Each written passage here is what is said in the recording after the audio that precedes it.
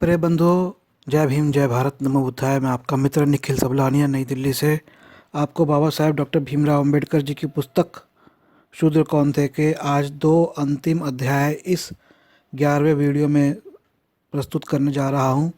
ये अध्याय 11 और 12 है, जिनके नाम है संधि की कथा एवं सिद्धांत की परख। बहुत खुशी की बात है मित्रों कि आज मैं ये कार्य संपन्न करने जा रहा हूँ। दिल्ली में सर्दी है। आज लगभग हमारे क्षेत्र में 2 या 3 के आस मध्य में इस समय तापमान है। ठंड के अंदर रात के 11 बजे है, क्योंकि दिन के समय ये कार्य किए नहीं जा सकते।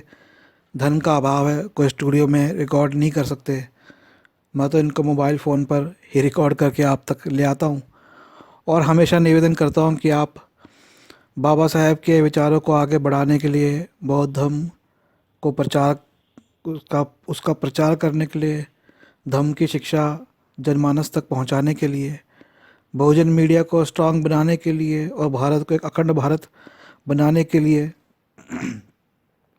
सरकार अपने कार्य करती है, पर हमें अपने कार्य करने के लिए अपने मीडिया की, अपने संस्थाओं की आवश्यकता है। सरकार पर निर्भर रहकर या किसी अमीर व्यक्ति पर निर्भर रहकर हम इस प्रकार की स्वतंत्र संस्थाएं नहीं खड़ी कर सकते, नहीं चला सकते, जिनका मुख्य कारण बुद्धिवादी विचारों का सृजन करना हो। मित्रों, तो इसलिए जैसा कि मैंने आपसे कहा कि दान अवश्य दें। यूँ तो भारत की जनसंख्या आज 130 करोड़ है। मैं कहता हूँ 1 लाख लोग ही यदि मुझे 100 रुपया महीना या 1200 रुपये महीना, 1200 रुपये वार्षिक भेजें तो मैं इन कार्यों को और आगे अच्छे स्तर पर लेके जा सकता हूँ।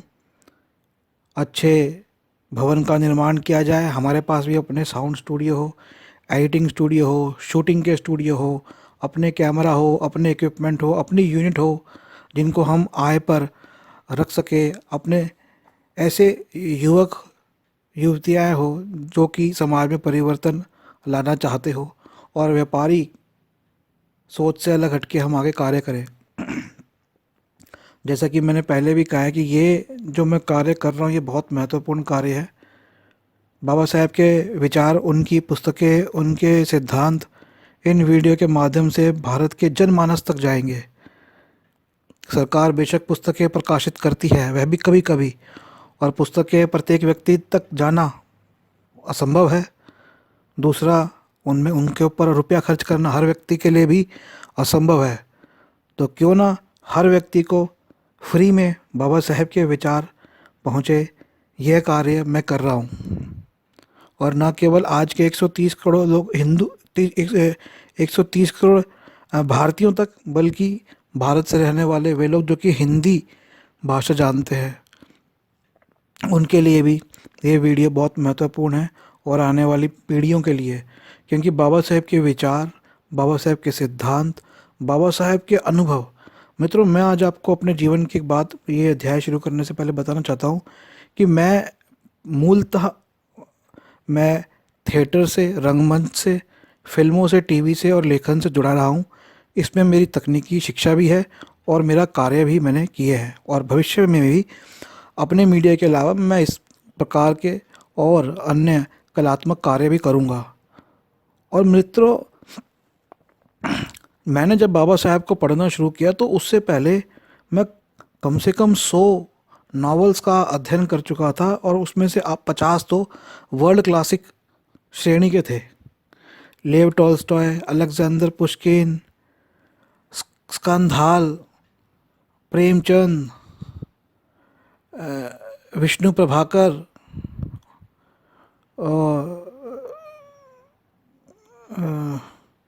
अनेक, मतलब अब तो दिमाग में एकदम से नहीं आते, पर अनेक राइटर्स का मैं अध्ययन कर चुका था। और उनके बाद, और उसके अलावा मेरा अपना खुद का अध्ययन, क्योंकि मैंने स्नातक बीए ऑनर्स साइकोलॉजी में किया, और उसके बाद फिल्म और टेलीविज़न इंस्टीट्यूट, जो भारत का एक और है, सत्यजित फिल्म और टेलीविज़न इंस्टीट्यूट, वहाँ से फिल्म और टीवी डायरेक्शन के अंदर और लेखन के अंदर, पटकथा लेखन में जो मैंने अध्ययन किया, उससे काफ़ी अध्ययन मैंने किया। मेरे सहपाठी, मेरे सीनियर्स, मेरे जूनियर्स जानते हैं कि मैं अपना अधिकांशतर समय लाइब्रेरी में बैठकर लिखने और पढ़ने में ही व्यतीत करता था। मेरा मानना है कि मैंने अपना 95% से 97% समय लाइब्रेरी के अंदर या अपने कमरे में पढ़ने में बिताया। और इतना अध्ययन करने के बाद भी निरंतर मेरा अध्ययन जारी रहा। और उसके बाद मैंने जब बाबा साहेब को पढ़ा तो मैंने ये जाना कि बाबा साहेब के विचार तो हैं ही अच्छे, साथ में उनका रिसर्च वर्क बहुत विस्तृत था। जितना ज्ञान उन्हें था, उनके ज्ञान की पराकाष्ठा प्राप्त करना आज के किसी भी व्यक्ति के लिए असंभव लक्ष्य है। बाबा साहेब को अर्थशास्त्र का ज्ञान, आपको एक और बात बताता हूँ कि इन दिनों जब नोटबंदी हुई तो मैंने तो बाबा साहेब की ये थीसिस थी, भारत में रुपए की समस्या, द प्रॉब्लम ऑफ रुपी, ये मैंने बहुत पहले पढ़ी थी। और मैंने अपने कुछ आर्थिक विषयों के लेखों में इसका उदाहरण भी दिया था।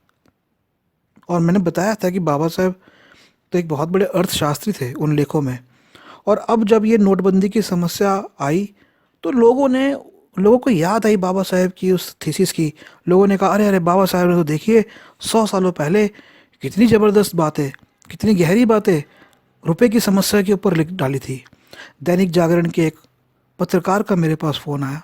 उन्होंने कहा कि आपने जो अपना लेख लिखा तो मुझे बताइए कि रुपए की समस्या में फला फला चीज़ कहाँ लिखी है। तो मित्रों, बाबा साहेब का ज्ञान, अर्थशास्त्र का ज्ञान उन्हें था, इतिहास का ज्ञान उन्हें था, राजनेता तो वे थे ही। साथ में मैं तो चकित रह गया कि उनको मनोविज्ञान और यहाँ तक कि साइको एनालिसिस, फ्रॉइड की थ्योरीज का भी उनको ज्ञान था। तो इतना बड़ा ज्ञान, समाजशास्त्री, साथ में लेबर मिनिस्टर वह रहे, कानून मंत्री रहे। कानून का तो आपको पता ही है, हमें तो सिर्फ एक पक्ष आता है। इसके अलावा जब उनके आप डिबेट्स पढ़ेंगे तो आप जानेंगे कि शिक्षा पर उन्होंने क्या क्या बातें बोली। उन्होंने तब कहा था वर्षों पहले कि बड़े स्तर के ऊपर कक्षाएं होनी चाहिए ताकि एक लेक्चरर एक साथ कईयों को पढ़ा दे। तब उन्होंने कहा था कई वर्षों पहले कि हमारे भारत की ज़मीन हज़ारों वर्षों से खेती करने के कारण ख़त्म हो चुकी है, इसलिए भारत की खेती को सुधारना है तो उसे वैज्ञानिक ढंग से करना पड़ेगा। एम्प्लॉयमेंट एक्सचेंज की शुरुआत बाबा साहेब ने करी।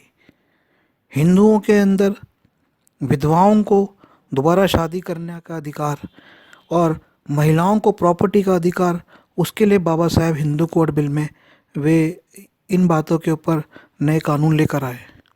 तो ऐसे अनगिनत बातें बाबा साहेब के जीवन की है जो कि लोगों को नहीं पता। और ऐसा विशाल ज्ञान का भंडार इस विश्व में बाबा साहेब डॉक्टर भीमराव अंबेडकर के अलावा और किसी से इतना विशाल ज्ञान किसी मनुष्य को प्राप्त नहीं हो सकता। इसलिए मैं बाबा साहेब के ये वीडियोस बना रहा हूँ। तो मित्रों, मैं प्रारंभ करता हूँ और आप ध्यान से सुने और मुझसे बाबा साहेब की पुस्तकें खरीदें या फिर उनकी प्रिंटेड टी शर्ट्स, बहुत अच्छी टी शर्ट्स हैं। और मित्रों, जब आप मुझसे ख़रीदारी करें तो मोल भाव ना करा करें, क्योंकि ध्यान रखें अगर आपको मोल भाव करना है तो आप जाके सोना चांदी हीरे मोती खरीदिए। ज्ञान के अंदर अगर मोल भाव करेंगे और मिशन के कार्य में मोल भाव करेंगे तो ना तो आपको सही प्रकार ज्ञान मिलेगा, ना मिशन ढंग से चल पाएगा। इस बात का भी ध्यान रखें। और साथ ही दान, कृपया करके दान के लिए मुझे ज़रूर फ़ोन करें। मेरा फ़ोन नंबर नोट करें 8527533051, 8527533051, 8527533051, 8527533051। मेरा ईमेल आईडी नोट करें sablanIan@gmail.com, sablanIan@gmail.com। तो बहुत बातें हो गई आज, तो ये अंतिम वीडियो था, मैं भी भावुक हो गया इस पुस्तक का। तो मैं प्रारंभ करता हूँ बाबा साहब के कथन के साथ कि सामाजिक तथा आर्थिक पुनर्निर्माण के आमूल परिवर्तनवादी कार्यक्रम के बिना अस्पृश्य कभी भी अपनी दशा में सुधार नहीं कर सकते। इसके साथ मैं एक बात और कहूँगा कि देश में यदि परिवर्तन करना है, आज अगर भारत को एक विकसित राष्ट्र बनना है तो उसे सामाजिक और आर्थिक पुनर्निर्माण करना पड़ेगा। मैंने जैसे कि कहा कि एक आर्थिक मुहिम भी मैंने चलाई हुई है कि लोग, हमारे लोग और अन्य लोग, हमारे अन्य का अर्थ नहीं है कि मैं किसी में भेद कर रहा हूँ। हमारे लोग का अर्थ है कि जिन लोगों को ज़्यादा आवश्यकता है, और अन्य वे लोग जो सामाजिक रूप से संपन्न हैं पर आर्थिक रूप से पिछड़े हुए हैं। तो सब लोग, ऐसे लोग जो कि आर्थिक रूप से पिछड़े हुए हैं और वे लोग जो सामाजिक और आर्थिक दोनों रूप से पिछड़े हुए हैं, सबको अपने आर्थिक पुनर्निर्माण के लिए व्यवसाय एवं शिक्षा की नॉलेज लेनी, ज्ञान प्राप्त करना आवश्यक है। मुझसे संपर्क करें, इस मामले में भी मैं आपको अच्छी पुस्तकें दूंगा और साथ में सलाह भी दूंगा। तो मैं प्रारंभ करता हूँ अध्याय 11, संधि की कथा। अब तक मैंने निम्न तथ्यों को सिद्ध करने का प्रयास किया है। ब्राह्मणों ने शूद्र को आर्यों के दूसरे वर्ण क्षत्रियों के एक वर्ग से नीचे गिराकर समाज के चौथे वर्ण में धकेल दिया। शूद्रों के दमन के लिए ब्राह्मणों द्वारा अपनाई गई फितरस थी कि उनका उपनयन बंद कर देना। ब्राह्मणों की यह प्रतिक्रिया शूद्र राजाओं के द्वारा उनके साथ किए गए अत्याचार, उत्पीड़न, अपमान, दमन आदि के कारण थी, जिसका आशय था प्रतिशोध की भावना। मित्रों, इससे पहले आपने सुना था अध्याय 10 में शूद्रों का पतन। यह सब बिल्कुल है, तथापि निम्नांकित प्रश्न उठते हैं। ब्राह्मणों का विद्वेष केवल कुछ राजाओं से ही था, या फिर क्या कारण है कि वे समस्त शूद्र जाति के ही शत्रु बन गए? क्या द्वेष इतना जहरीला था कि ब्राह्मणों ने घृणावश होकर उनसे बदला लेने पर उतर आए? क्या दोनों पक्षों में सुलह नहीं हुई? यदि सुलह हुई थी तो ब्राह्मणों के पास शूद्रों के पतन के लिए कोई स्पष्ट कारण नहीं था। शूद्रों ने इस अधोपतन को कैसे सहन किया? मैं मानता हूँ ये गूढ़ प्रश्न है तथा इन पर ठंडे दिल से विचार करने की आवश्यकता है। प्रश्न प्रासंगिक है, इसलिए इनका उत्तर दिया जाना चाहिए। यह प्रश्न कि कुछ राजाओं के साथ क्लेश होने के कारण ब्राह्मणों को शूद्रों के संपूर्ण समुदाय से बदला लेने की क्यों ठानी, यह प्रश्न न केवल सामयिक ही है बल्कि बहुत विशिष्ट भी है। यदि दो बातों को ध्यान में रख कर देखा जाए तो उत्तर मिल जाएगा। पहले तो अध्याय 9 में वर्णित ब्राह्मणों और शूद्र राजाओं के बीच कलह व्यक्तिगत कलह नहीं थी। हालांकि ऐसा लगता है कि दूसरी ओर ब्राह्मण एकजुट हो गए थे। वशिष्ठ प्रकरण के अतिरिक्त सभी झगड़े ब्राह्मण मात्र से थे। इसलिए ठीक इसी प्रकार जिन राजाओं से ब्राह्मणों का संघर्ष हुआ वे सभी शूद्र वंश के थे और सुदास से संबद्ध थे। जहाँ तक सुदास का प्रश्न है, यह संघर्ष ब्राह्मणों और क्षत्रियों के एक अंग शूद्रों के बीच था। इसमें संदेह नहीं कि इस बात के हमारे पास प्रत्यक्ष प्रमाण नहीं है कि शेष क्रोधभाजन राजा भी क्षत्रियों के एक अंग शूद्रों से ही संबद्ध थे, किंतु हमारे पास अन्य प्रमाण है जिनसे निष्कर्ष निकलता है कि वे सुदास के वंशज थे। महाभारत के आदि पर्व से उद्धृत वंशावली देखने योग्य है। ब्राह्मणों के साथ संघर्ष में वर्णित राजाओं के अंतर संबंधों पर यह रोचक प्रकाश डालती है। पुरुरवा वैवस्वत मनु का पौत्र और इला का पुत्र था। नहुष, मतलब ये जरा ध्यान से सुनिएगा आप, ध्यान से एक बार से सुनिए। पुरुरवा वैवस्वत मनु का पौत्र और इला का पुत्र था। जो पुरुरवा था वह कौन था? मनु का पौत्र था और इला का पुत्र था। नहुष पुरुरवा का पौत्र था। नाहुष पुरुरवा का पौत्र था। निमि इक्ष्वाकु का पुत्र था जो स्वयं मनु वैवस्त का पुत्र था। तो निमि इक्ष्वाकु का पुत्र था तो स्वयं मनु वैवस्त का पुत्र था, अर्थात निमि मनु के का पड़पोत्र था। इक्ष्वाकु की 28वीं पीढ़ी में त्रिशंकु हुआ। इक्ष्वाकु की 50वीं पीढ़ी में सुदास था। वैन मनु वैवस्वत का पुत्र था। ये सभी मनु के वंशज होने के कारण सभी सुदास से संबंधित होने चाहिए। सुदास के शूद्र होने के प्रमाण है। इससे यह निष्कर्ष निकलता है कि वे सभी शूद्र थे। तो मित्रों, ये बहुत इंपॉर्टेंट है। यहाँ पे पता लगता है कि मनु भी शूद्र था, क्योंकि सुदास मनु का वंशज था। मैं इस बात को लगातार कह रहा हूँ, और बाबा साहब तो स्वयं यहाँ लिख रहे हैं कि मनु शूद्र था। और बाबा साहब ने लिखा है कि मनुस्मृति मनु ने नहीं लिखी, इसलिए आप मनु को गाली ना दें।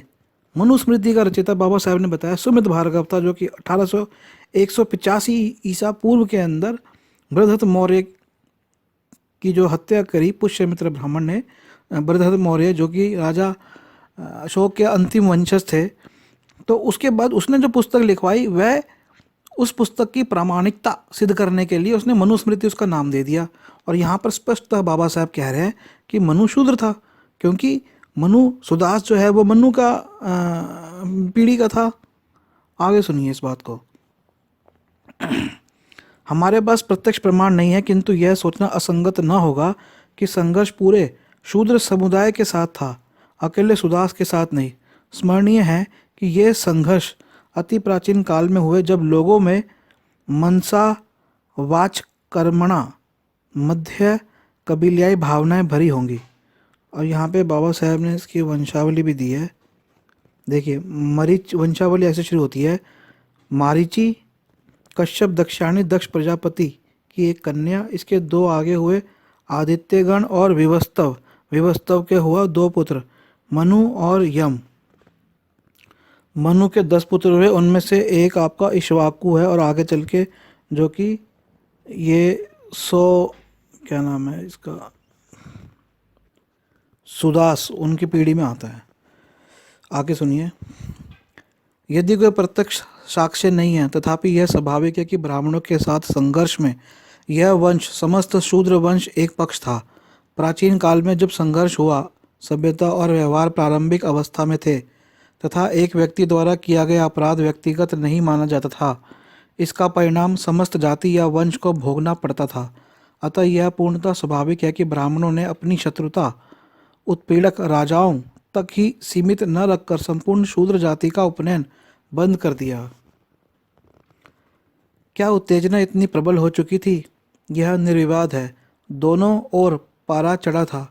दो पक्षों में द्वेष भाव चरम सीमा पर था। स्थिति विस्फोटक थी।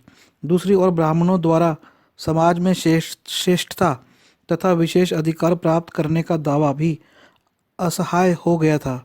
ब्राह्मणों के दावे की लंबी सूची का अवलोकन करें। इसके अनुसार ब्राह्मणों के दावे इस प्रकार है। ब्राह्मण को जन्म के आधार पर सभी वर्णों का गुरु माना जाए। अन्य वर्णों के कर्तव्य, आचरण तथा जीविका के स्रोत निर्धारण करने का अधिकार केवल ब्राह्मण को है। सभी वर्ण आंख मूंद कर इसका पालन करे। राजा ब्राह्मण के निर्देश से शासन चलाए।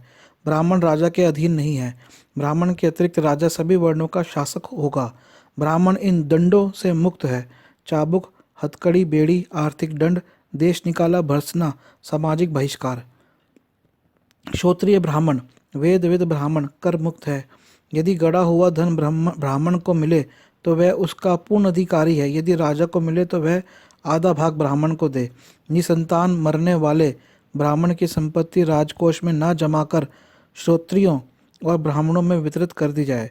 यदि राजा को क्षत्रियों या ब्राह्मण रास्ते मिल जाए तो राजा उनके लिए मार्ग छोड़ दे। सबसे पहले ब्राह्मण का अभिवादन किया जाए। ब्राह्मण पवित्र है, उसे हत्या के अपराध में भी प्राण दंड नहीं दिया जाए। ब्राह्मण को धमकाना, पीटना, धक्का देना अथवा उसके शरीर से रक्त निकालना अपराध है। कुछ अपराधों में ब्राह्मण को अन्य वर्णों की अपेक्षा कम दंड दिया जाए। वादी यदि ब्राह्मण नहीं है तो राजा ब्राह्मण को साक्ष्य के लिए न बुलाए। यदि किसी स्त्री के 10 गैर ब्राह्मण पति हों और एक ब्राह्मण उससे विवाह कर ले तो वह ब्राह्मण की भार्या होगी, न कि एक राजन्य अथवा किसी वैश्य की जिससे उसने विवाह किया हुआ है। ब्राह्मणों के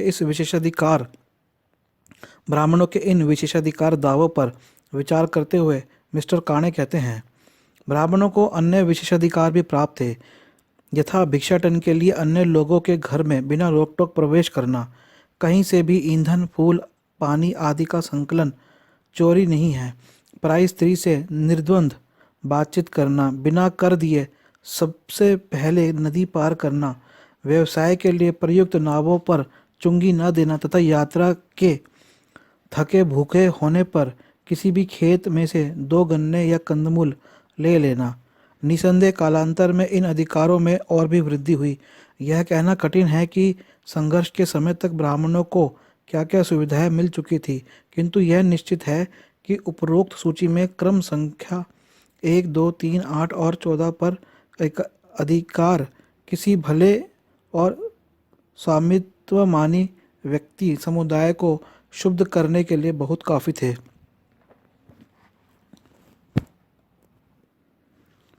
जहाँ तक क्षत्रिय राजाओं की बात है, वे इन शर्तों को कैसे मान लेते। यहाँ हम यह न भूलें कि जिन राजाओं का ब्राह्मणों से टकराव हुआ उनमें से अधिकांश सूर्यवंशी थे। विद्याध्ययन विद्या का अध्ययन गौरव और वैवाहिक प्रकृति में चंद्रवंशी क्षत्रियों से शक्ति और आत्मगौरव में भिन्न थे। चंद्रवंशी ब्राह्मणों के प्रभुत्व को स्वीकार कर उनके दास बन गए। सूर्यवंशी क्षत्रिय विद्या और ज्ञान में ब्राह्मणों से उत्तम थे। उनके अनेक तो वैदिक मंत्रों के सृष्टा राजऋषि थे। उन्होंने ब्राह्मणों को चुनौती दी। ऋग्वेद की अनुक्रमाणिका के अनुसार निम्नांकित स्रोत मंत्रों से सृष्टा अधोलिखित सूर्यवंशी राजगण थे। मित्रों, यहाँ पे बाबा साहब बहुत इंपॉर्टेंट बात बता रहे हैं। आज जो शेड्यूल कास्ट जिन्हें कहा जाता है वे असल में सूर्यवंशी क्षत्रिय की ही पीढ़ियाँ हैं। और बाबा साहब बता रहे हैं कि अनेक वैदिक मंत्रों के सृष्टा वे ही थे और ब्राह्मणों से ज्ञान में और विद्या में आगे थे। आगे सुनिए। ऋग्वेद की अनुक्रमणिका के अनुसार निम्नांकित स्रोत मंत्रों के सृष्टा आदि लेखा सूर्यवंशी राजगण थे। ऋग्वेद 5:6.15 वात हव्य अथवा भारद्वाज 10.9 सिंधुदीप पुत्र अम्बरीश अथवा तशस्त्री के पुत्र क्षित्रिरस 10.75 प्रियमेद के पुत्र सिंधुक्षित 10.133 पैजवन के पुत्र सुदास 10.134 युवनाश का पुत्र मानधात्री 10.179 उशीनगर के पुत्र शिवी काशी राज दिवोदास के पुत्र प्रातर्दन तथा रोहिदाश्रव का पुत्र वसुमानस तथा 10.48 पृथुवेन। मत्स्य पुराण के अनुसार ऋग्वेद के मंत्रों के रचनाकारों के नामों की सूची निम्नांकित है। भृगु, काश्य, प्राचेतस, दधीची, आत्मवत, औब्र, जमदग्नि, कृप, शारद, द्वत, अरष्टिसेन, युद्धजीत, वातहव्य, सुवर्चस, वेन, पृथु, दिवोदास, ब्राह्मणस्व, घृतस्य, सौनक। ये 19 भृगु हैं जिन्होंने मंत्र रचे। अंगिरस, भेदस, भारद्वाज, भालंदन, ऋतसब्द, गर्ग, सीसी, संस्कृति, गुरुधीर, मांधात्री, अम्बरीश, युवनाशव, पुरुषकुत्स, प्रधुम्न, श्राव, नावश, अजामेघ, हर्यशव, तक्षप, कवि, पृषदश्व, वामदेव, अजीत, वृहदक्या, दीर्घातमस, काक्षीव। ये 33 प्रमुख अंगिरस हैं। ये सभी मंत्र रचनाकार थे। अब कश्यप को ले। गादीपुत्र, विश्वामित्र, देवराज, बल, मधु, छंद, ऋषभ, अधमार्शनी, लोहित, आष्टक, भृतकिल, वेद, श्राव, देवव्रत, पूर्णयश, धनंजय, गौरवशाली, मिथिला, शालकायन। ये सब 13 प्रमुख कौशिक हैं। क्षत्रियों में आज मित्रों कौशिक अपने आप को कौशिक ब्राह्मण कहते हैं, लेकिन वे एक समय तक कि कौशिक एक अलग थे, ब्राह्मण नहीं थे। क्षत्रियों में 3 प्रमुख मंत्र सृष्टा हैं। मनु, वैवस्वत, इड़ा और पूर्वा। वैश्यों में भालंद, वंद और संस्कृति प्रमुख 3 मंत्र सृष्टा हुए हैं। इस प्रकार ब्राह्मणों व क्षत्रियों और वैश्यों के 91 व्यक्तियों ने वैदिक मंत्रों की रचना की है। यह सूची केवल क्षत्रियों के बहुत से नामों की ही नहीं है, बल्कि अनेक ऐसे क्षत्रियों के नाम भी है जिनका ब्राह्मणों से संघर्ष हुआ। वेद मंत्रों की रचनाओं में क्षत्रियों की प्रमुख प्रमुखता थी।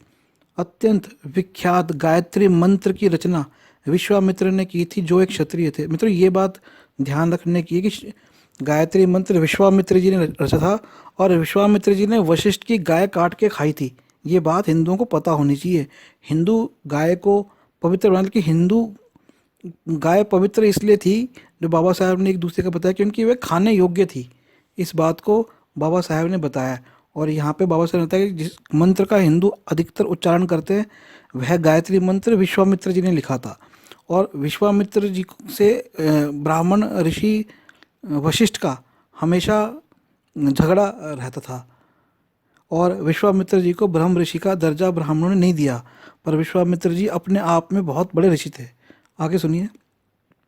यदि उनमें यह क्षमता ना होती तो क्षत्रियों को ब्राह्मणों की चुनौती का सामना करना असंभव होता। ब्राह्मणों के प्रपंचों से क्षत्रियों के विद्याध्ययन और शूरता के आधार पर प्राप्त गौरव को आघात पहुंचता था। अतः उन्होंने ब्राह्मणों की चुनौती बहुत शूरवीरता से स्वीकार की, और इस चुनौती का उत्तर दमन से दिया। उन्होंने ब्राह्मणों की बुरी गत बनाई। वे ने देवताओं के स्थान पर अपनी पूजा कराने के लिए ब्राह्मणों को बाध्य किया। तो ये देखिए, पुरुरवा ने उनकी धन संपत्ति लूटी। नहुषों ने ब्राह्मणों को रथ में जोतकर नगर में घुमाया। निमि ने अपने पुरोहित को अपने कुल परंपरागत संस्कार कराने से रोक दिया। सुदास ने इन सबसे आगे जाकर अपने पूर्व के कुल पुरोहित वशिष्ठ के पुत्र शक्ति को जीवित जला डाला। इस प्रकार शूद्रों से बदला लेने के लिए ब्राह्मणों के मन मानस में निश्चित रूप से इससे बढ़कर और कोई कारण हो ही नहीं सकता था। ब्राह्मणों और शूद्रों के मध्य सुलह के कुछ साक्ष्य मिलते हैं। इससे पहले कि मैं इन साक्ष्यों पर अपना मत स्थापित करूं, मैं साक्ष्यों की जानकारी देना परम आवश्यक समझता हूँ। संधि की कथाएं महाभारत और पुराणों में बिखरी पड़ी हैं। पहली कथा दो कबीलों भरत जिसमें विश्वामित्र था तथा त्रित्सुओं जिसमें वशिष्ठ थे के बीच सुलह की है। भरत त्रित्सुओं के शत्रु थे। यह ऋग्वेद 3.53 और 24 से स्पष्ट है। हे इंद्र, भरत पुत्र वशिष्ठों को आने से रोको। महाभारत के आदि पर्व में सुलह की कथा इस प्रकार है। इसे आप मयूरखंड में पढ़ सकते हैं, पृष्ठ संख्या 361 पर। और उनके शत्रुओं ने भरतों को मारा। पांचाल ने चतुरंगिणी सेना द्वारा आक्रमण कर उन्हें पराजित किया। राजा संवर्ण अपनी पत्नियों, पुत्रों, मंत्रियों और मित्रों के साथ भाग खड़ा हुआ और सिंधु के जंगलों में जा छिपा। भरत वहां 1000 साल तक रहे। वशिष्ठ ऋषि के आने पर भरतों ने उनका अभिवादन किया। महर्षि के आसन ग्रहण करने पर राजा ने सादर निवेदन किया, आप हमारे पुरोहित बने। तदुपरांत हमें हमारे राज्य की पुनः प्राप्ति में सहायता दे। वशिष्ठ ने पुरु को समस्त क्षत्रियों की प्रभुता सौंप दी। उन्होंने भरतों के खोए हुए राज्य पर तो अधिकार किया ही, अन्य सभी राज्यों को भी अपने अधीन किया। दूसरी कथा भृगु और क्षत्रिय राजा कृतवीर्य के मध्य विग्रह संधि की है। महाभारत के आदि पर्व की कथा के अनुसार कृतवीर्य नाम का एक राजा था। भृगु ने उसका यज्ञ कराया और राजा से गौएं और धन प्राप्त की। राजा की मृत्यु के उपरांत उनके कुछ धनी उत्तराधिकारी भृगुओं ने ब्राह्मणों को धन दे दिया और कुछ ने धन जमीन में गाड़ दिया। कुछ ने राजपुत्रों को वापस दे दिया। एक क्षत्रिय ने एक भृगु का घर खोदकर जमीन में दबा धन खोज निकाला। सारे क्षत्रियों ने इस खजाने को देखा और क्रोध में आकर सब भृगुओं का वध कर दिया। उन्होंने गर्भस्थ शिशुओं तक पर तरस नहीं किया। विधवा हिमालय की ओर भाग गई। उनमें से एक ने अपने गर्भ को बचा लिया। एक ब्राह्मण गुप्तचर से यह समाचार प्राप्त कर वे उसे मारने गए, किंतु उस गर्भस्थ शिशु के तेज से जंगलों में अंधे होकर भटकने लगे। हार कर उन्होंने नेत्रों की ज्योति फिर से पाने के लिए शिशु की स्तुति की। शिशु की माँ के परामर्श पर क्षत्रियों ने नवजात शिशु औरव की स्तुति की और फिर से नयन की ज्योति पाई। औरव और वेदांग में परांगत बताया गया है। भृगुओं के वध का बदला लेने के लिए और कठिन तप करने लगा। देवता, असुर और मानव चिंतित हो उठे। और के पूर्वजों ने जाकर उसे समझाया। वे क्षत्रियों से बदला लेना नहीं चाहते। वे स्वयं वृद्ध हो गए थे और मरना चाहते थे। आत्मघात से बचने के लिए उन्होंने जमीन में धन छिपाकर क्षत्रियों को भड़काया था। अस्तु हे पुत्र, तुम अपने क्रोध से क्षत्रियों और सातों द्वीपों को नष्ट न करो।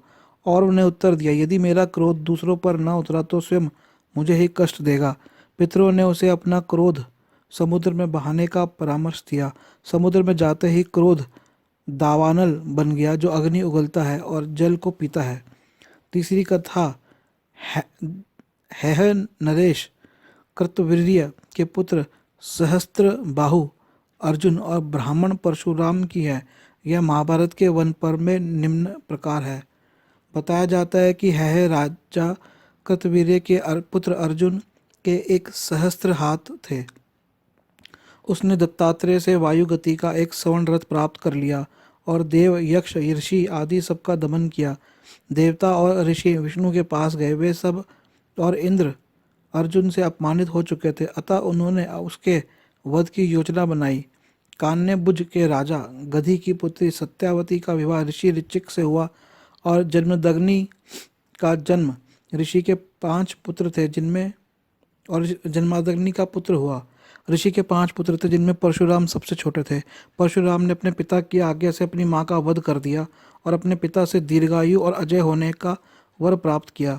एक दिन सहस्त्र बाहु अर्जुन जन्मदग्नि के आश्रम में आया। ऋषि पत्नी ने उनका स्वागत किया।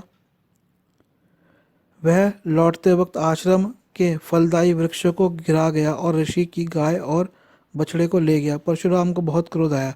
उन्होंने उसके सहस्त्र हाथ काट कर उसे मार डाला। अर्जुन के पुत्रों ने परशुराम की उपस्थिति में जन्मदग्नि को मार डाला। परशुराम का क्रोध भड़क उठा और उन्होंने पृथ्वी से क्षत्रियों का अस्तित्व समाप्त करने का प्रण लिया। वे अपने अस्त्र शस्त्र लेकर निकल पड़े। उन्होंने अर्जुन के पुत्रों पौत्रों सहित सैकड़ों हयों को मार दिया। पृथ्वी रक्त से लाल हो उठी। क्रूरता के साथ किए गए क्षत्रियोन्मूलन से उनका मन दुख से व्याकुल हो गया। अतः ये मन को शांत करने के उद्देश्य से तपस्या करने के लिए वन में चले गए। कुछ सहस्त्र वर्ष बीत जाने पर विश्वामित्र के पौत्र और रैभय के पुत्र परावसु ने जनकपुर में एक भारी सभा में ताना देते हुए कहा कि क्या ययाति की इस समुद्र नगरी में एकत्र पार्थद्रन आदि पुण्यात्मा क्षत्रिय नहीं हैं? क्षत्रियोच्छेद के आपके प्रण का क्या हुआ जो इस सभा में डींग हाँक रहे हैं? क्या इस समय पृथ्वी सैकड़ों क्षत्रियों के वंशों से पादाक्रांत नहीं है? यह सुनते ही परशुराम ने शस्त्र निकाल लिया। तब सैकड़ों क्षत्रियों का जो परशुराम के क्रोध से बच गए थे और शक्तिशाली राजाओं के रूप में उभर आए थे, सबका संहार कर दिया। यहाँ तक कि बच्चों, गर्भिणी स्त्रियों के गर्भ के भ्रूण को भी क्षत्रियों का पृथ्वी से संपूर्ण समाप्त किए जाने के बाद राम ने अश्वमेघ यज्ञ के संपन्न होने पर कश्यप को यज्ञ की दक्षिणा दी। संघर्ष कथा के उपरांत महाभारत का रचनाकार संधि की कहानी इस प्रकार कहता है।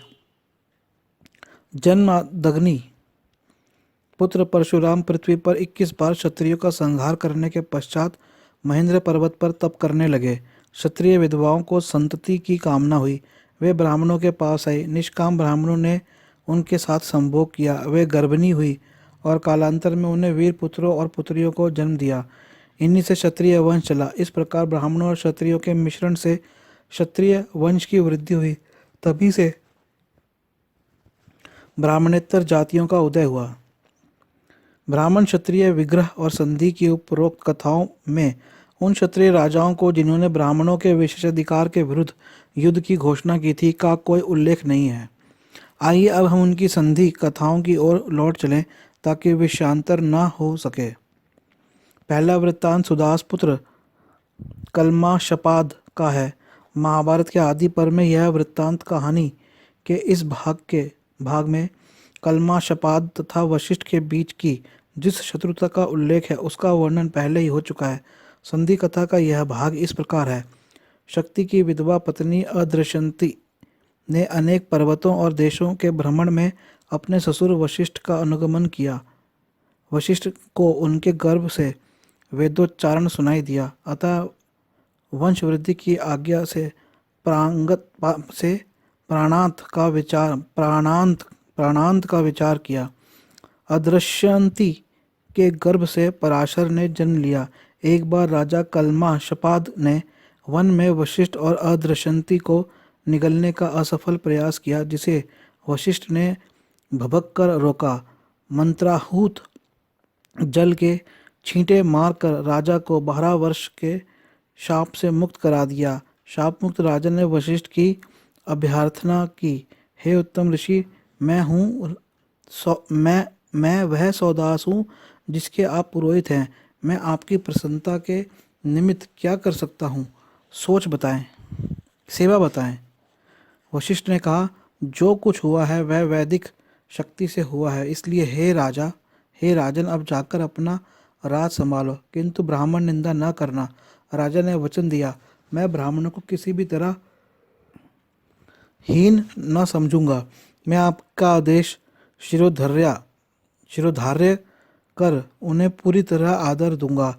अब आप मेरी संतति पुत्र लाभ प्राप्त करने की इच्छा पूर्ण करें, ताकि मैं इक्ष्वाकु वंश के रण से मुक्त हो सकूं। वशिष्ठ के अनुरोध मान लेने पर वे अयोध्या लौट आए। 12 वर्ष उपरांत वशिष्ठ के सहवास से सामग्री ने गर्भ धारण किया और 12 वर्ष के बाद एक पुत्र को जन्म दिया। उसका नाम मदयंती था। अनुशासन पर महाभारत में मदयंती को मित्रसाह की भार्या बताया गया है। मित्रसाह कलमा शपाद का दूसरा नाम था। अब महाभारत के अनुशासन पर्व का दूसरा दृष्टांत लें।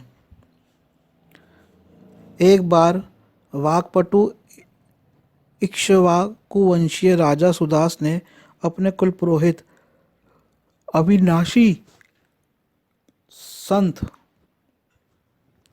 उत्तम ऋषि, संपूर्ण संसार को हिलाने में सामर्थ और दैविक ज्ञान के भंडार वशिष्ठ को सादर अभिवादन कर पूछा, हे हे आदरणीय निर्दोष ऋषि, लोगों में वह विचित्र वस्तु क्या है तीन लोकों में विचित्र वस्तु क्या है जिसके निरंतर पूजन से सर्वोत्तम गुणों की प्राप्ति होती है? वशिष्ठ ने उत्तर में गुणों और उनकी उपयोगिता का विस्तार पूर्वक वर्णन कर गाय की महत्वता बताई।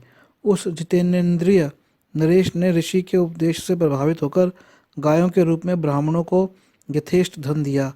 इससे उसे संत के रूप में ख्याति प्राप्त हुई।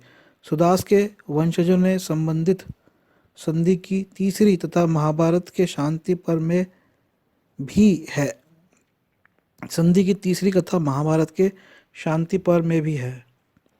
कश्यप ने पृथ्वी को जीतकर ब्राह्मणों को बसाया और स्वयं वन में चले गए। शूद्र और वैश्य ब्राह्मण स्त्रियों को सताने लगे, बलवान निर्बल को सताने लगे। संपत्ति पर किसी का आधिपत्य नहीं रहा।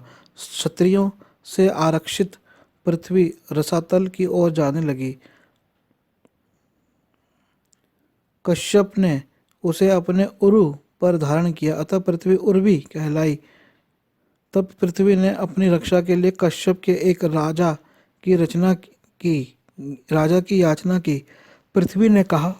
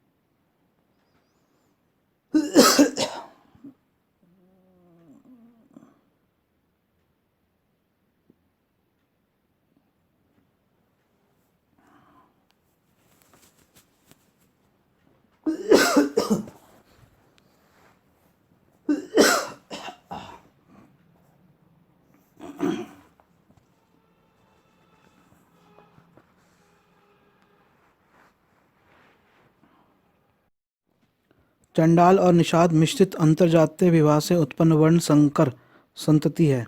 निषाद अनुमोल है तथा चंडाल प्रतिलोम।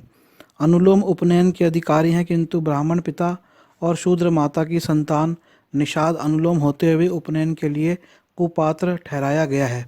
ऐसा क्यों? इसका एकमात्र उत्तर यही है कि ब्राह्मणों का अपने शत्रु शूद्र स्त्री के बच्चों के साथ बदले की भावना से की गई दुर्भी संधि है। मनुस्मृति के अनुसार देखिए तालिका में 6 अनुलोम संततियां हैं। पिता, माता और संतान का नाम। पिता ब्राह्मण है, माता क्षत्रिय, तो संतान का नाम मूर्धा विसक्त। ब्राह्मण है, पिता ब्राह्मण है, माता वैश्य, तो संतान का नाम अम्बष्ट। पिता ब्राह्मण है, माता शूद्र, तो संतान का नाम निषाद। पिता क्षत्रिय है, माता वैश्य, संतान का नाम महिष्य। ये महिष्य बाद में चलकर महाष्य बन गया और फिर यही बाद में महाजन बना, क्योंकि क्षत्रिय और वैश्य का मिश्रण से था। पिता का नाम उग्र है और माता शूद्र, तो संतान का नाम उग्र। पिता वैश्य तथा माता शूद्र, तो संतान का नाम कर्ण। ये इस छंद में जो मैं पढ़ रहा हूँ इसमें कहीं भी पिता के शूद्र का वर्णन नहीं है। विशेष बात यह है कि ब्राह्मण क्षत्रिय वैश्य पिता है। आगे मैं पढ़ता हूँ। अब प्रतिलोम पर विचार करते हैं। यद्यपि मनु ने इन्हें नीच बताया है, तथापि सभी प्रतिलोम घृणित नहीं है। अयागोव और शक्तार के अधिकारों और सुविधाओं के संबंध में विशेष छूट दी गई है, किंतु चंडाल के लिए कठोर दंड का प्रावधान किया है। इस संबंध में मनुस्मृति के उदाहरण प्रस्तुत हैं। मनुस्मृति 10.48 अयागोव का व्यवसाय बढ़ईगिरी होगा। मनुस्मृति 10.49 शक्तार की जीविका बिलों में रहने वाले जानवरों को पकड़ना और मारन होगा। उनके लिए केवल नीचे उद्यम कार्यों को बताया गया है। आइए अब चंडाल के विषय में मनुस्मृति से तुलना करें। गौतम सूत्र 4 से 29 के अनुसार प्रतिलोम 6 प्रकार के होते हैं। पिता शूद्र हो, माता ब्राह्मण, तो चंडाल संतान की जाति का नाम होगा चंडाल। पिता शूद्र हो, माता क्षत्रिय, तो क्षत्तार। पिता शूद्र, माता वैश्य, तो संतान की जाति का नाम आयोगव। पिता वैश्य, माता ब्राह्मण, तो नाम होगा सूत। पिता वैश्य, माता क्षत्रिय, तो नाम होगा वैदेहिक। पिता क्षत्रिय, माता ब्राह्मण, तो संतान की जाति का नाम मागध। चंडाल सूअर, मुर्गा, कुत्ता, राजस्वला, स्त्री और नपुंसक भोजन करते हुए ब्राह्मण को न देखे। मनुस्मृति 3.239 कोई व्यक्ति जाति से पतित चंडाल, पुलकस, मूढ़, घमंडी, नीच और अंतवसाइयों के साथ न रहे। चंडाल, राजस्वला, स्त्री, पतित, शव या इनको छूने वाले व्यक्ति से छू जाने पर स्नान करने से शुद्धि हो जाती है। मनु ने आदेश दिया है कि कुत्ते द्वारा मारे गए जंगली पशु तथा चंडाल आदि दासियों तथा किसी मांसाहारी पशु के आखेट का मांस पवित्र होता है। 1 वर्ष की अवधि में दोबारा अपराध करने का दंड दोगुना होगा। व्रात्य अथवा चंडाल स्त्री से संभोग करने का यही दंड है। यदि कोई व्यक्ति मूर्खता से अन्य जाति की वृद्ध स्त्री से संपर्क रखता है तो उससे चंडाल की तरह घृणा करनी चाहिए। चंडाल और श्वपच गांव से बाहर रहे हों, अपपात्र, कुत्ते और गधे ही उनकी संपत्ति मात्र है। अच्छे और बुरे का ज्ञान होने पर भी भूख से व्याकुल विश्वामित्र ने चंडाल द्वारा दिया गया कुत्ते का मांस खाया। ब्राह्मण को यज्ञ के लिए कभी भी शूद्र से धन नहीं मांगना चाहिए, क्योंकि ऐसे ब्राह्मण मृत्युपरांत चंडाल के घर ही जन्म लेते हैं। यदि कोई ब्राह्मण अनजाने में चंडाल अथवा नीच जाति की स्त्री से संभोग कर ले अथवा उसका भोजन ग्रहण कर ले अथवा उसकी दक्षिणा स्वीकार कर ले तो वह पतित हो जाता है। जानकर ऐसा करने पर वह उसकी जाति का हो जाता है। ब्राह्मण का वध करने वाला कुत्ता, सूअर, गधा, ऊंट, गाय, बकरी, भेड़, मृग, पक्षी, चंडाल और पुक्कस की योनि में जन्म लेते हैं। आयुगव, चंडाल और शतार सभी प्रतिलोम हैं। फिर अकेले चंडाल को ही अप्रतिष्ठित या कलंकित क्यों ठहराया गया? मात्र इसलिए कि वह ब्राह्मणों द्वारा शूद्र स्त्री की संतति है। वस्तुतः यह बदले की ही भावना है। इससे निसंदेह यह सिद्ध हो जाता है कि ब्राह्मणों और शूद्रों में कभी सुलह हुई ही नहीं। अंतिम प्रश्न यह है कि शूद्रों ने अधोपतन कैसे सहन कर लिया? इस प्रश्न के मूल में संभवतः यह मत है कि प्राचीन आर्यों में शूद्रों की संख्या विशाल थी। अस्तु ये कहें अतः विशाल जनसंख्या पाने वाले अल्पसंख्यक ब्राह्मणों द्वारा उपनयन बंद कर देना सहन कर बैठे। यह कुछ आश्चर्यजनक भले ही ना हो, विचित्र अवश्य है। यह मत संभवतः हिंदुओं में शूद्रों की संख्या को दृष्टिगत रखते हुए निर्धारित किया गया लगता है। यह निराधार है। हिंदू समाज के शूद्र प्राचीन आर्यों के शूद्रों के वंशज नहीं हैं। ये इंपॉर्टेंट बात है, सुनिए कि हिंदू समाज के शूद्र प्राचीन आर्यों के शूद्रों के वंशज नहीं है। भारतीय आर्यों के शूद्र और आधुनिक हिंदू समाज के शूद्र का अर्थ भेद न कर पाने के कारण ही यह भ्रम उत्पन्न हुआ है। अब जो आप सुन रहे हैं, इस पूरी बुक का सारांश या कहें पुस्तक का मेन भाग या कहें सबसे ज़रूरी भाग, आप सबसे महत्वपूर्ण भाग आप सुन रहे हैं कि हिंदू समाज के शूद्र प्राचीन आर्यों के शूद्रों से के वंशज नहीं हैं। भारतीय आर्यों के शूद्र और आधुनिक हिंदू समाज के शूद्र का अर्थ भेद न कर पाने के कारण ही यह भ्रम उत्पन्न हुआ है। आर्यों में यह एक जाति, वंश या कुल विशेष का नाम था, किंतु हिंदू समाज में शूद्र शब्द कोई वास्तविक नाम नहीं है। यह तथाकथित नीच अथवा असभ्य मानव वर्ग के लिए प्रयुक्त गुणवाचक संज्ञा है। यह मानव वर्ग सामान्यतः अनेक जातियों, कुलों, वंशों तथा कबीलों का समूह मात्र है, जिनके रहन सहन, खान पान, रस्म रिवाज आदि में भिन्नता तथा विविधता है।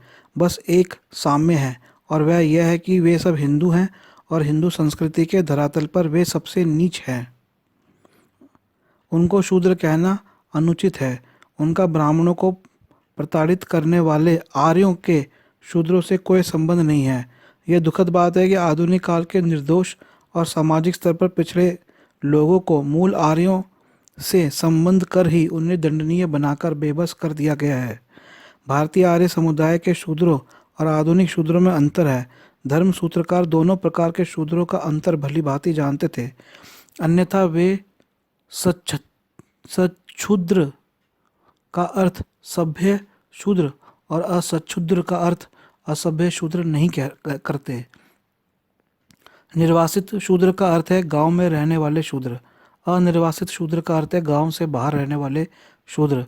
वास्तविकता यह है कि सच्छूद्र और निर्वासित शूद्र आर्य शूद्र हैं, जबकि असच्छूद्र और निर्वासित शूद्र हिंदू शूद्र हैं।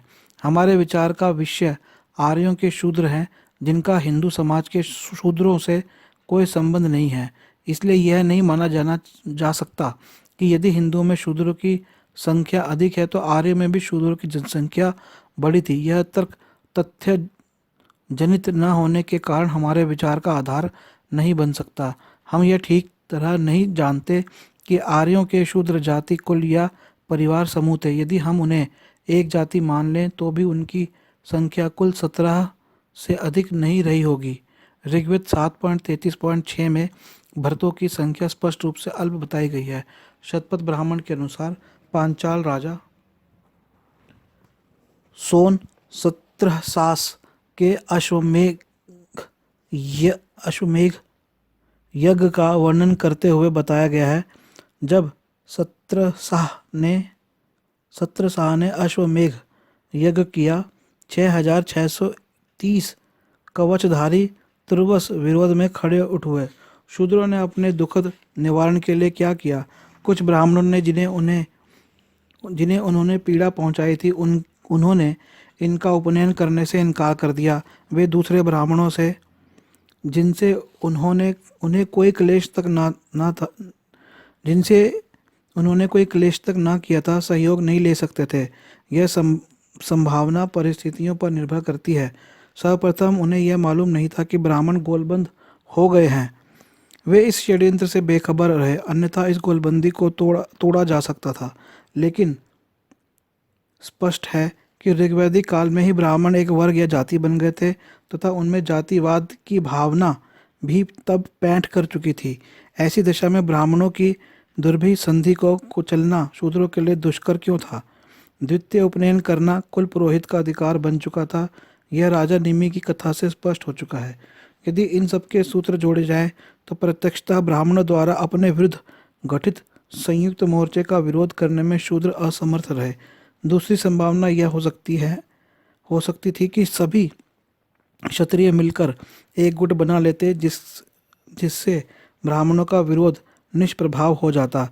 यह संभावना तो केवल अनुमान मात्र है, क्योंकि पहले तो शूद्र यह समझ ही नहीं पाए कि उपनयन बंद हो जाने के कारण क्या फलितार्थ होंगे। इसके बारे में आप पिछला वीडियो 10 जरूर सुनिए।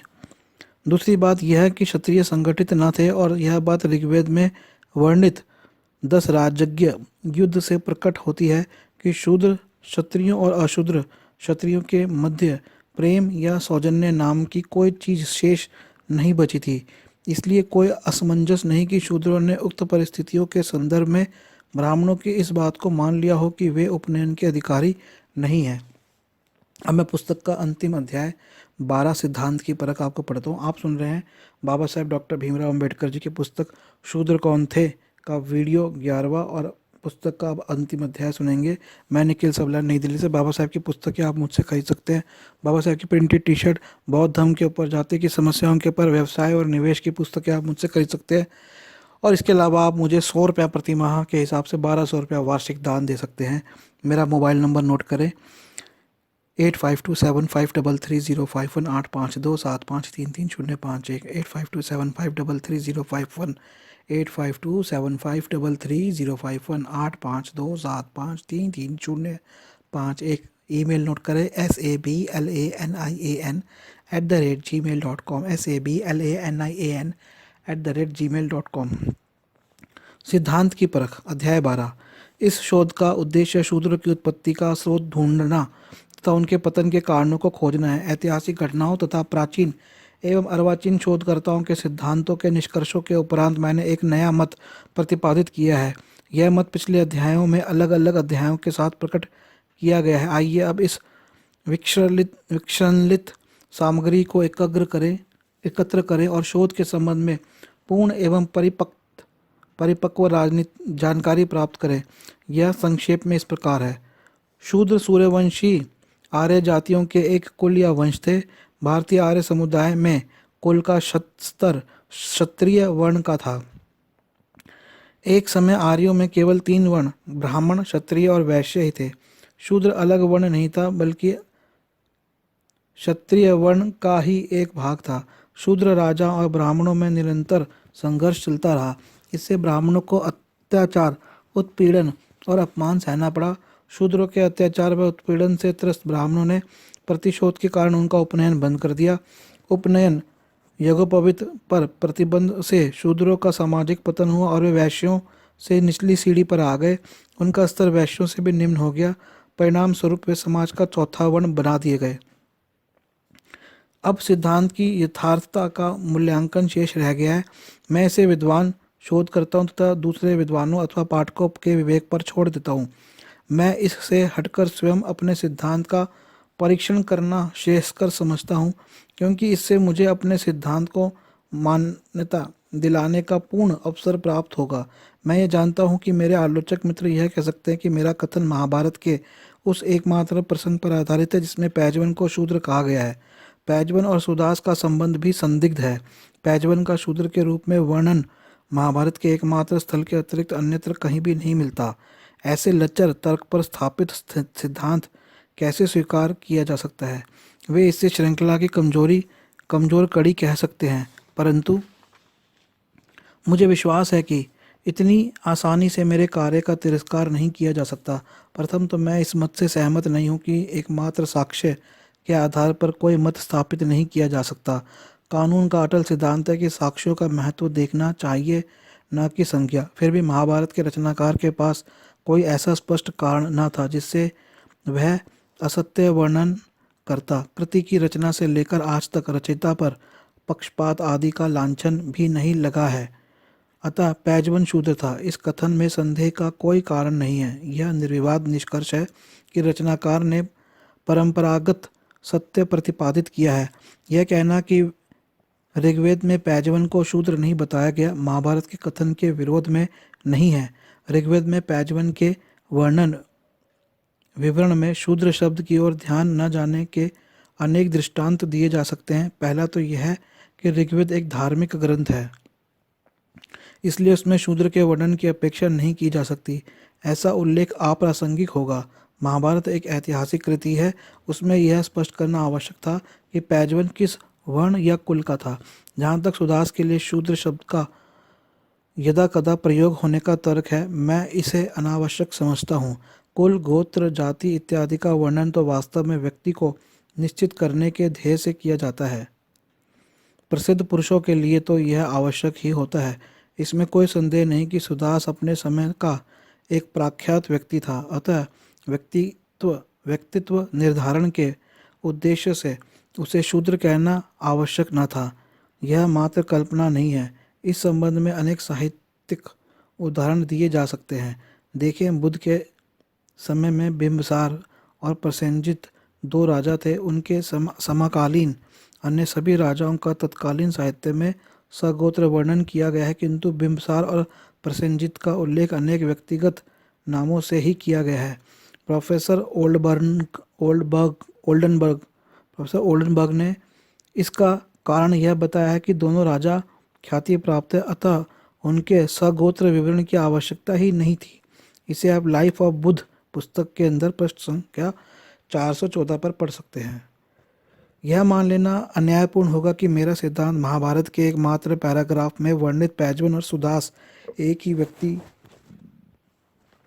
थे के प्रसंग पर टिका है। वास्तव में ऐसा नहीं है।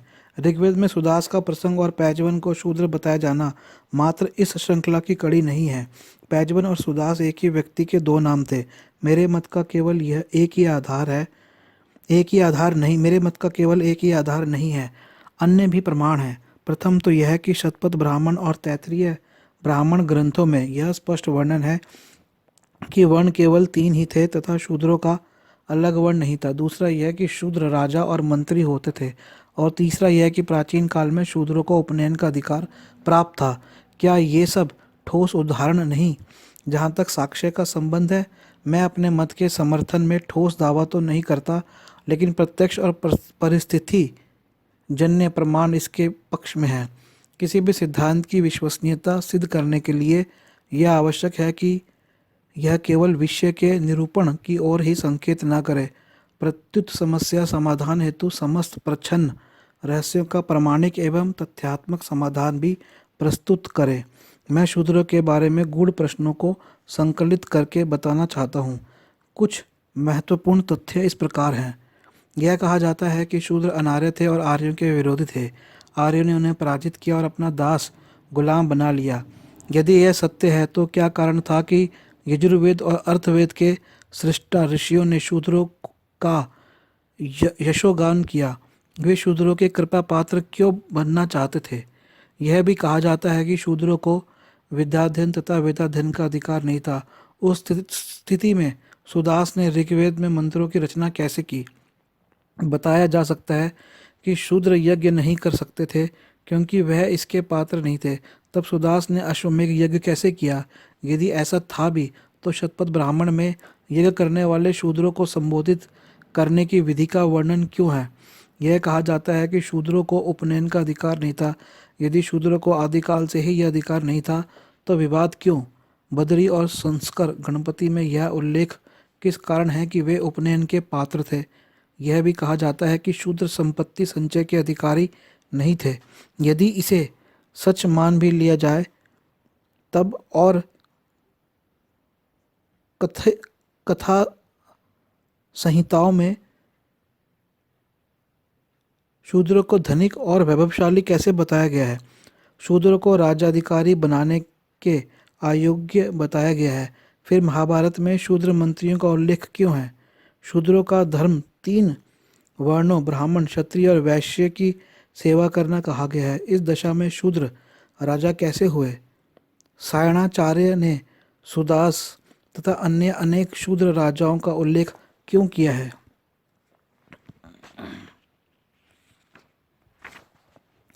यदि शूद्रों को वेदाध्यान, उपनयन और यज्ञ का अधिकार नहीं था तो उसे ये अधिकार क्यों नहीं दिए गए? उपनयन कराने, वेद पढ़ाने और यज्ञ कराने का अधिकार केवल ब्राह्मण को था। शूद्रों को उपनयन, वेदाध्यान और यज्ञ कराना निश्चित रूप से ब्राह्मणों के लिए आय के साधन थे। यदि वे सदाशयता से काम लेते और शूद्रों को यह अधिकार और अवसर देते तो उन्हें समुचित दक्षिणा मिलती। ऐसा करने से उन्हें कोई कठिनाई न होती, साथ ही उनकी आय में वृद्धि भी होती। ऐसा होने पर ब्राह्मणों ने शूद्रों को क्षमा न करने का संकल्प क्यों लिया? फिर यदि शूद्रों को उपनयन, वेदाध्ययन और यज्ञ का अधिकार नहीं तथा तब ब्राह्मण अपने विशेषाधिकारों के बलबूते पर उन्हें यह अधिकार देना अंगीकार कर सकते थे। अतः यह विकल्प ब्राह्मणों की व्यक्तिगत इच्छा पर क्यों नहीं छोड़ा गया कि इन निषिद्ध ब्राह्मणों द्वारा घोषित कार्यों को कराने वाले ब्राह्मण के लिए दंड की व्यवस्था क्यों की गई? इन पहेलियों विसंगतियों का वास्तविक उत्तर क्या है? न तो पुरातन पंथी हिंदुओं ने इसका उत्तर देने का प्रयास किया है और न आधुनिक शोधकर्ताओं, विद्वानों का ध्यान इस ओर गया है। वास्तविकता तो यह है कि उन्हें इन गोरख धंधों के अस्तित्व का आभास तक नहीं था। पुरातन पंथी हिंदू तो पुरुष सूक्त के इस भ्रम वाक्य से ही संतुष्ट हैं कि शूद्र की उत्पत्ति पुरुष ईश्वर के पैरों से हुई है, अतः वह इस ओर सोचता तक नहीं। दूसरी ओर आधुनिक अनुसंधानकर्ताओं ने ये मानकर संतोष कर लिया कि शूद्र अनार्य थे, जिनके लिए पृथक विधि विधान की रचना की गई। यह खेद का विषय है कि इन शोधकर्ताओं के किसी भी वर्ग ने न तो शूद्रों की समस्या से संबंधित इन पहेलियों को हल करने के लिए आवश्यक शोध कार्य किया है और न ही कोई ऐसा सिद्धांत प्रतिपादित किया है जिससे शूद्र की उत्पत्ति और उनके पतन के प्रश्न का समाधान हो सके। मेरा सिद्धांत मत इन सब सवालों का जवाब है। उपरोक्त तथ्यों में से तथ्य संख्या 1 से 4 में बताया गया है कि शूद्र राजा और मंत्री हो सकते थे। यही कारण है कि ऋषियों ने उनका यशोगान किया और उनका कृपा भाजन बनना पसंद किया। तथ्य संख्या 5 और 6 में स्पष्ट किया गया है कि विधान रचकर शूद्रों को उपनयन के अधिकार से वंचित कर दिया गया।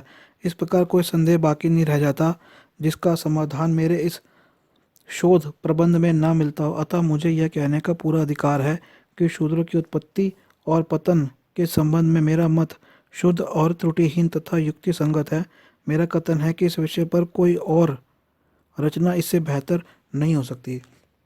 मित्रों, खुशी की बात है कि ये पुस्तक आज मैंने समाप्त की और इसके अलावा बाबा साहेब की पुस्तक अछूत कौन थे और वे अछूत कैसे बने, यह भी आप यूट्यूब पर देख सकते हैं। इसके अलावा आप बाबा साहेब के भाषण रणरे गांधी और जिन्ना, बाबा साहेब का लेख भारत में जातियाँ, बाबा साहेब का भाषण बुद्ध और कार्ल मार्क्स भी सुन सकते हैं। और आने वाले समय में और बाबा साहेब की पुस्तकों, लेखों और भाषणों का संग्रह आप तक वीडियो के माध्यम से लेके आऊँगा। आपका मित्र निखिल सबलानिया नई दिल्ली से आपको प्रस्तुत कर रहा था बाबा साहेब डॉक्टर भीमराव अंबेडकर जी की पुस्तक शूद्र कौन थे।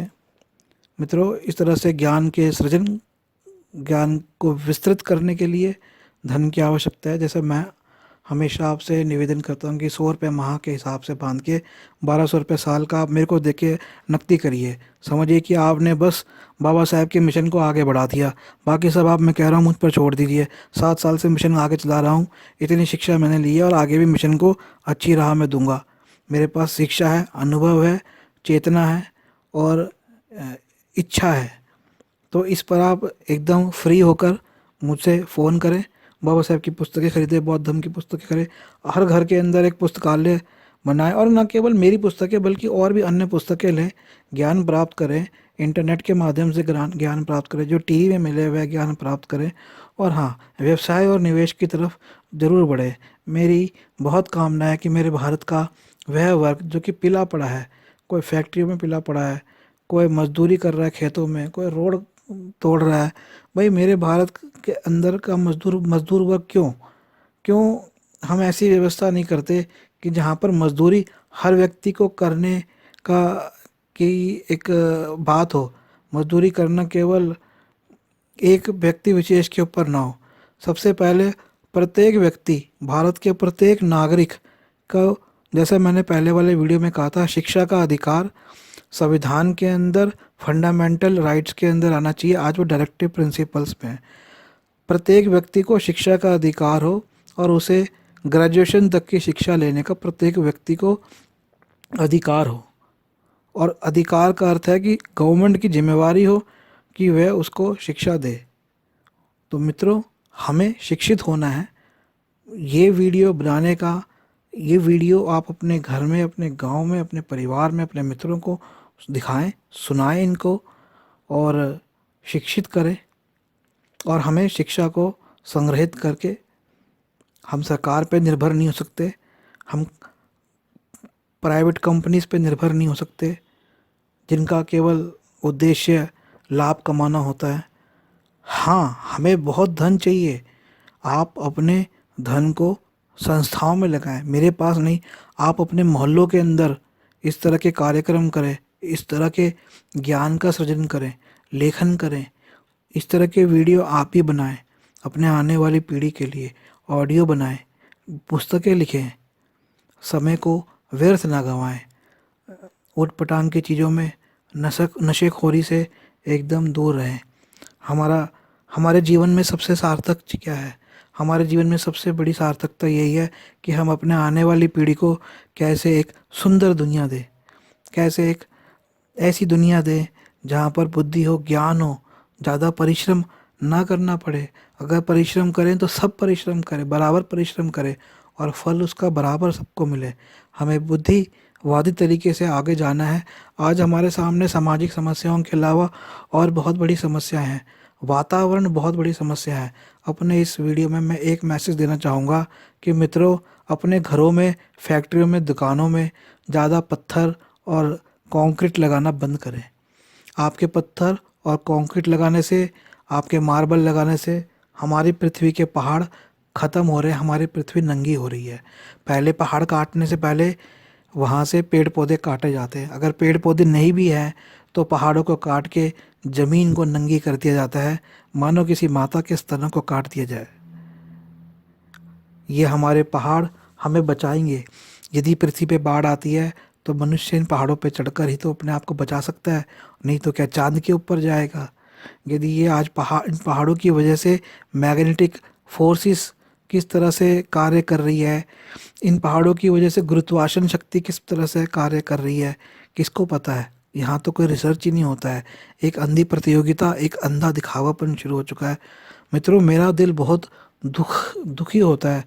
मित्रों, ज़्यादा महल भवन, बड़े बड़े भवनों के निर्माण की जगह छोटे के ऊपर ही छोटे में आए, छोटे घर, अल्प घर हो। अब तो घर, मैं कहता हूँ, इस तरह से नए सिलिकॉन घर या प्लास्टिक घर, इस तरह के घरों का निर्माण किया जाए जो हल्के हों, भूकंप आने पे टूटे नहीं, टूट भी जाए तो जान माल की हानि ना हो और हमें अपनी पृथ्वी को ना खोदना पड़े, ना तोड़ना पड़े। और मित्रों, पहाड़ों को बचा लीजिए। मैं आपको बता रहा हूँ, यदि पहाड़ों का यूं ही कटना लगातार जारी रहा तो आने वाले समय में हमारे पास जीव जंतु तो रहेंगे नहीं, बाढ़ के समय पानी से बचाने वाला कोई नहीं होगा। आज हमारे वातावरण में इतना विष घुल चुका है कि तापमान अधिक बढ़ता जा रहा है। कब ध्रुवीय बर्फ़ पिघलेगी और हमें कोई बचाने वाला नहीं होगा। तो मित्रों, मेरा ये अंतिम वीडियो न केवल एक सामाजिक बदलाव का, न कभी केवल एक सामाजिक सुधार का वीडियो है, बल्कि मेरी ये इच्छा है और इस इच्छा को आप ज़्यादा से ज़्यादा लोगों तक जाए। कृपया करके अपने पर्यावरण को बचाएं। एक और निवेदन है सबसे, किसी भी धर्म के हो, किसी भी जात के हो, इस निवेदन को आप हृदयस्थ करें कि अपने धार्मिक स्थलों से लाउड स्पीकर हटा दें। सुबह 5 बजे लाउड स्पीकर बज रहा है, सुबह 4 बजे लाउड स्पीकर बज रहा है, 6 बजे बज रहा है, 8 बजे बज रहा है, 10 बजे बज रहा है। कभी किसी धर्म का बजता है, उसके बाद कभी किसी धर्म का बजता है। अरे मित्रों, शांति से रहने में क्या कोई समस्या है? ये बताइए, क्यों ये धार्मिक स्थलों के ऊपर इतने लाउड स्पीकर लगा रखे हैं? कोई घर में बीमार है, कोई छोटे बच्चे की नींद खुल रही है, कोई बच्चा बैठ के पढ़ रहा है उसको डिस्टरबेंस हो रही है, कोई मेरे जैसा व्यक्ति सामाजिक कार्य करने के लिए ऑडियो बना रहा है उसको डिस्टरबेंस हो रही है, किसी का स्कूल का एग्ज़ाम है उसको डिस्टरबेंस हो रही है, कोई बेचारी गर्भवती महिला दर्द से तड़प रही है उसको डिस्टरबेंस हो रही है, कोई वृद्ध पुरुष मौत की अंतिम सांस गिन रहा है या किसी बीमारी से तड़प रहा है उसको इतनी डिस्टरबेंस हो रही है। ये हो हल्ला शोर शराबा किस बात का धर्म के नाम पर? जब मन में भगवान है तो चीखने चिल्लाने की आवश्यकता क्या है मित्रों? क्यों वातावरण को वायु से साउंड पॉल्यूशन देना, ध्वनि प्रदूषण देना क्यों जरूरी है? जरा इस बात की तरफ ध्यान रखें और न केवल धार्मिक संस्थाओं में लाउडस्पीकर बंद करें बल्कि वाहन चलाते समय हॉर्न भी ना बजाएं। कम से कम ना के नाम पर हॉर्न का प्रयोग करें, क्योंकि हॉर्न की आवाज़ से हृदय रोग का खतरा बढ़ जाता है। आज हर व्यक्ति सड़क पर चल रहा है और जो जो हॉर्न की आवाज़ सुनता है, बजाने वाले को चाहे इतना इम्पैक्ट ना पड़े पर सुनने वाले पे, और बजाने वाले को भी किसी और का सुनना पड़ेगा तो सबके हृदय के लिए बहुत खतरा है। तो इसके साथ ही मैं अपना ये वीडियो संपन्न करता हूँ। मेरा फ़ोन नंबर 8527533051, 8527533051 नोट करें। 8527533051, 8527533051। निखिल सबलारिया, नई दिल्ली से। ईमेल आईडी है sablanaian@gmail.com।